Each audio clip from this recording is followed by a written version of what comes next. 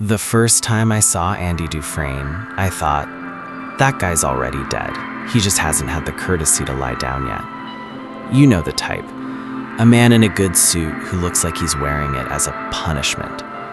A man whose face says he spent his whole life in rooms with soft carpets and quiet voices, and now he's standing in a place where the walls sweat and the air tastes like old pennies and regret.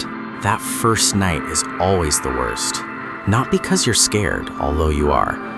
Not because the guards shout and slam doors like they're trying to break your soul in half, although they do. The worst part is the sound.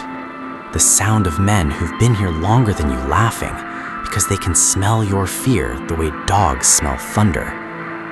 Somebody always cries. Somebody always begs.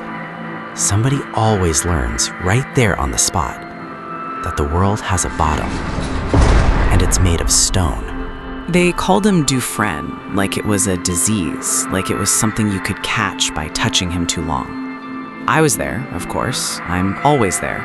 That's what happens when you've been in a place long enough. You stop living days, you live routines. I'd been in Shawshank so long I could tell the season by the way the wind crawled through the bars. Guys came in, guys went out, guys died. The walls stayed. The walls always stayed. My name's Red. Don't ask me why they call me that. I've heard every joke and none of them were funny after the first 100 years. I was the guy who could get things. Cigarettes, a deck of cards, a little booze if you had the right friend and the wrong conscience. I wasn't proud of it, but pride doesn't buy you much in prison besides a fast trip to the infirmary. Andy didn't look like the kind of man who'd need someone like me. He looked like the kind of man who used to snap his fingers and have things appear. But Shawshank doesn't care what you used to be. Shawshank looks at you the way an old dog looks at a steak, like you're made of parts. He was in for killing his wife and the golf pro she was screwing. That's what the paper said anyway. 2 shots for her, a couple for him. Real romantic, real American.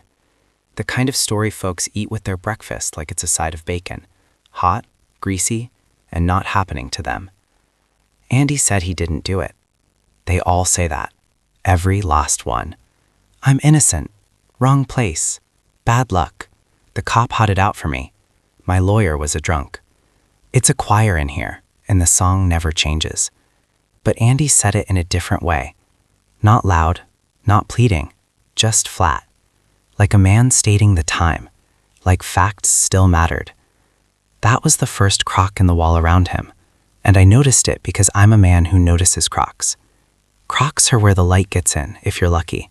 Crocks are also where the rats get in, if you're not. A week or so after he came in, Andy walked up to me in the yard, like he'd rehearsed it. He didn't swagger. He didn't beg. He just stood there with that calm face, the face of a man who's decided panic is beneath him. I hear you can get things, he said. I laughed. Depends on what you mean by things. He looked out at the yard. The gray men, the gray walls, the gray sky. Then he said, a rock hammer.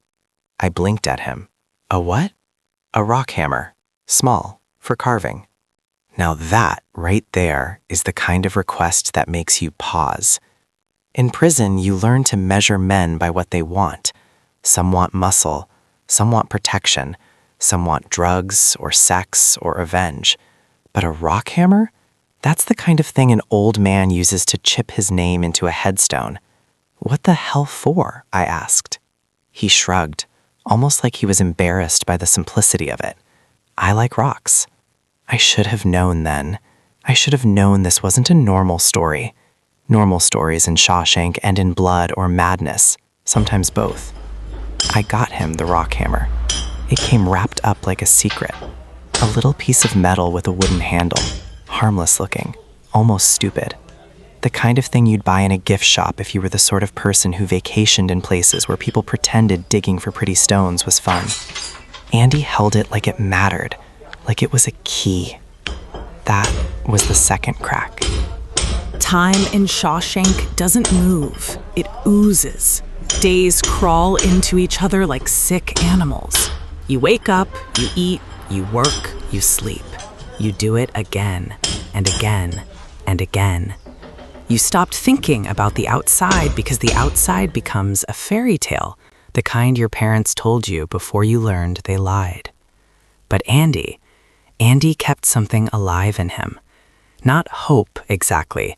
Hope's too shiny a word for this place, but something stubborn. Something that said, I am not yours. Not all the way. He walked the yard sometimes with his pockets full of little rocks, the way a kid might carry marbles. He'd sit and carve them into tiny chess pieces. Nothing fancy, but careful, patient, like the work itself was a prayer. The funny thing about Shawshank is it hates weakness, but it respects patience. The place is built on patience. The guards have patience when they beat you, like they're tenderizing meat. The cons have patience when they wait for you to slip. Everybody waits for something. In here, waiting is a religion.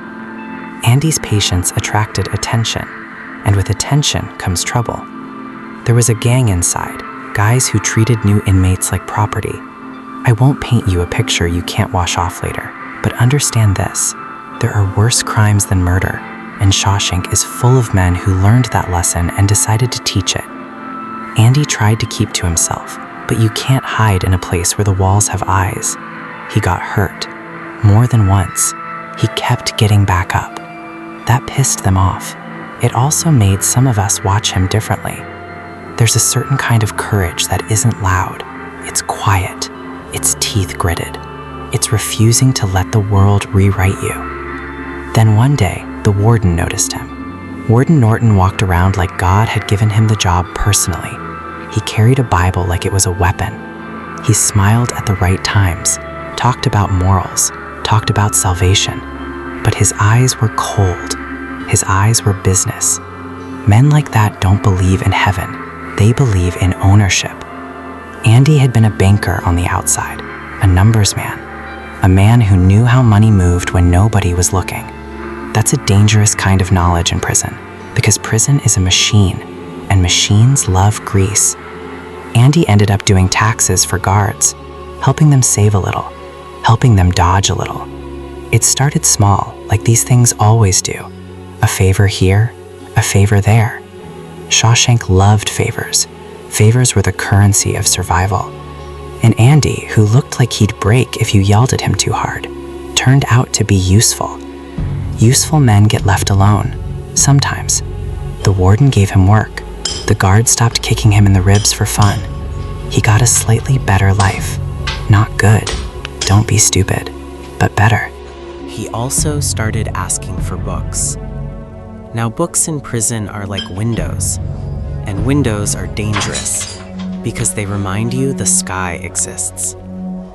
Andy wrote letters, one a week, always polite, always persistent, asking for donations, asking for help, asking the state to remember that prisoners were still human beings, even if the state preferred to forget it. Most weeks, nothing happened. Then one day, a truck arrived with boxes, books, old books, new books, paperbacks that smelled like other people's hands, encyclopedias, novels, poetry, the kind of stuff that could keep a man alive in his head when his body was stuck in a cage.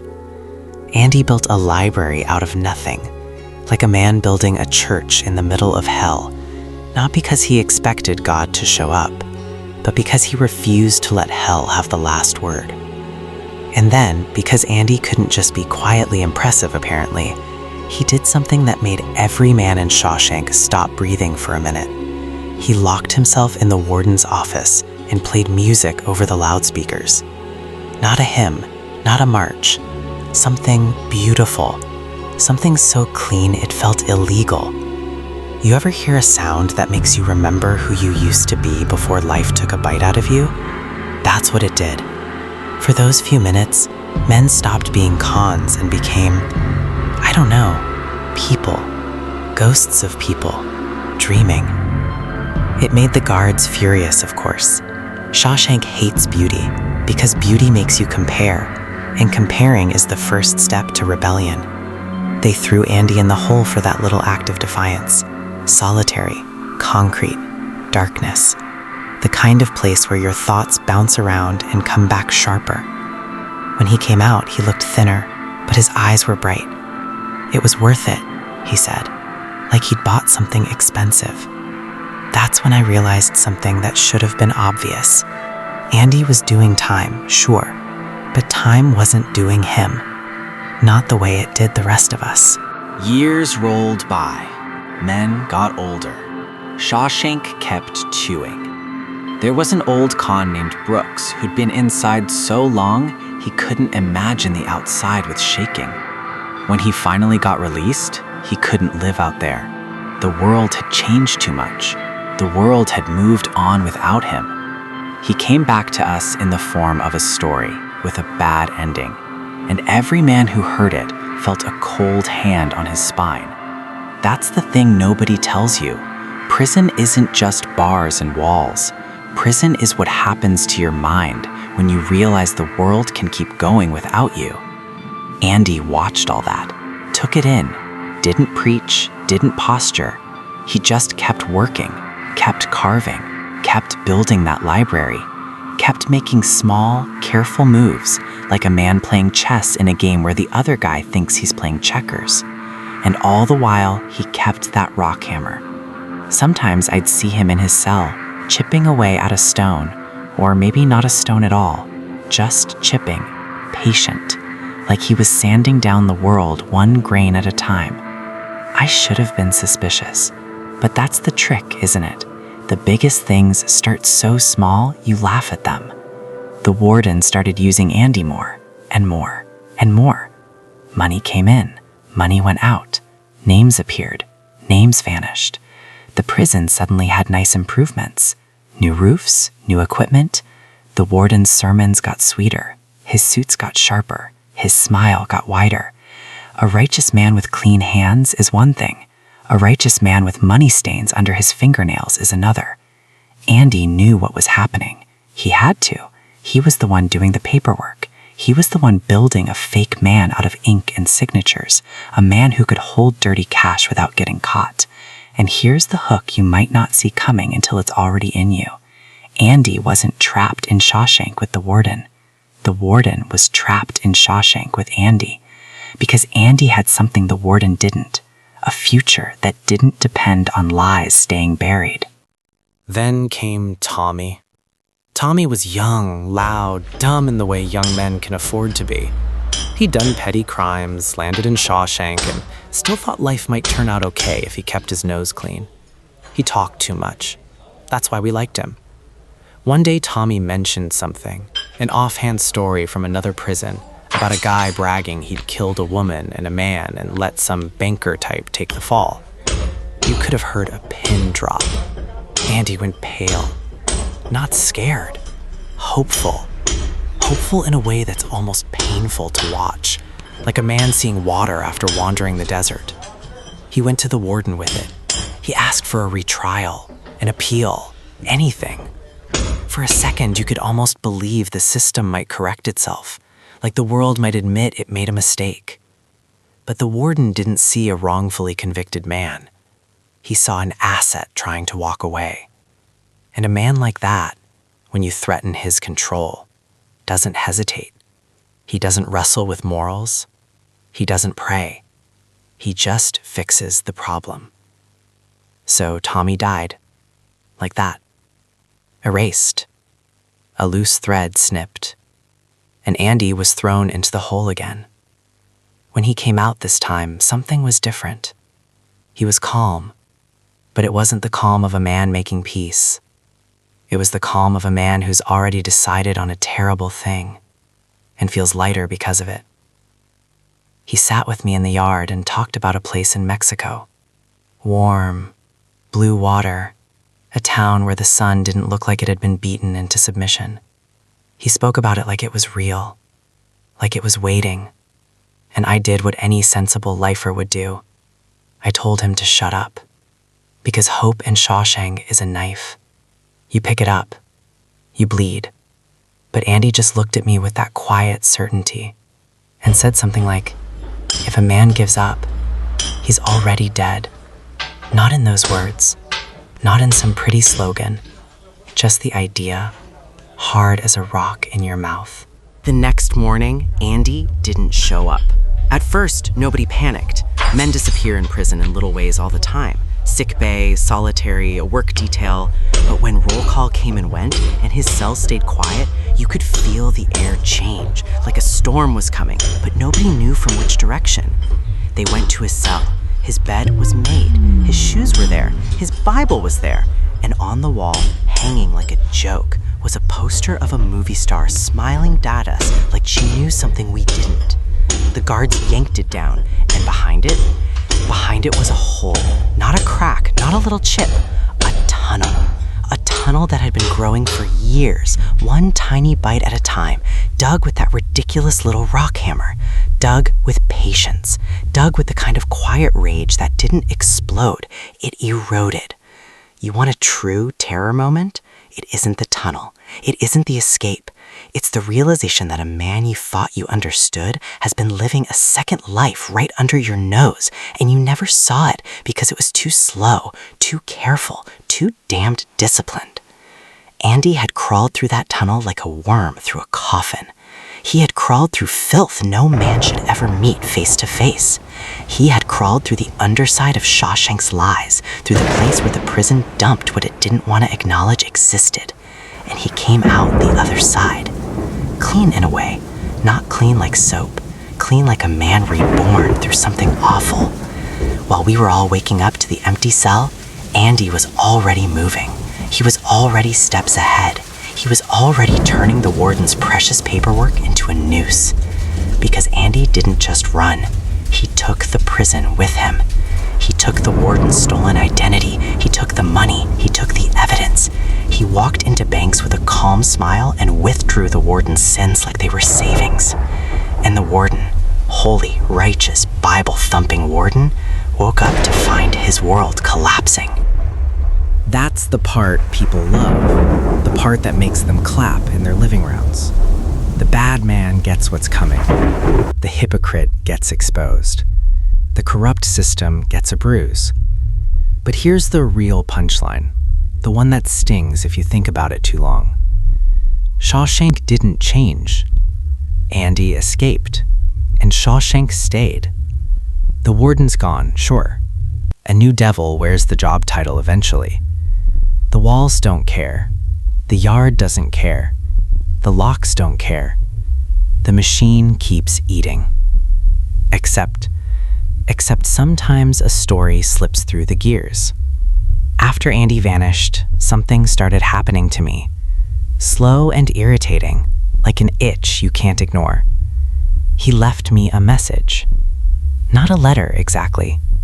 A hint. A breadcrumb.